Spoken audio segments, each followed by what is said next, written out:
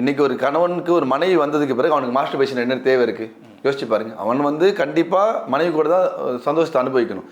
காரணம் என்ன அப்படின்னா, அந்த முழுமையான தாம்பத்தியங்கிறத அவன் பார்க்கவே இல்லை லைஃப்பில்.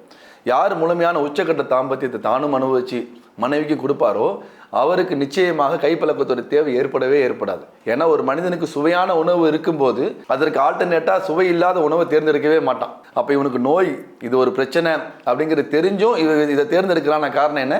அதில் அவன் சந்தோஷம் மனைவி கிட்ட அனுபவிக்கிறதுல அதிகமாக அனுபவிக்கிறான். ஏதோ ஒன்று பார்த்து, ஏதோ ஒரு பான் வீடியோஸாக இருக்கட்டும், ஏதோ ஒன்று பார்த்து அதில் வந்து நான் வந்து சந்தோஷம் அனுபவிச்சுக்கிறேன். என் மனைவி மூலியமாக அது கிடைக்கலன்னு தானே அர்த்தம். அப்போ மனைவி மூலியமாக கிடைக்கிற சந்தோஷத்தை அவன் இன்னும் பார்க்கலன்னா அதில் ரெண்டு தப்பு இருக்குது. இவன் பார்க்கலன்னா மனைவிக்கும் அதை கொடுக்கல. இன்னைக்கு 40% பெண்கள் ப்ரோ ஒரு தடவை கூட உச்சக்கட்டம் அடையாத நிலைமையில அவங்க வாழ்க்கை ஃபுல்லாக வாழ்ந்து இறந்து போயிடுறாங்க. 50 வருஷம் 45 வருஷம் திருமண வாழ்க்கை வாழ்ந்தவங்க 40% பெண்களுங்கிறது சாதாரண ரேஷியோ கிடையாது.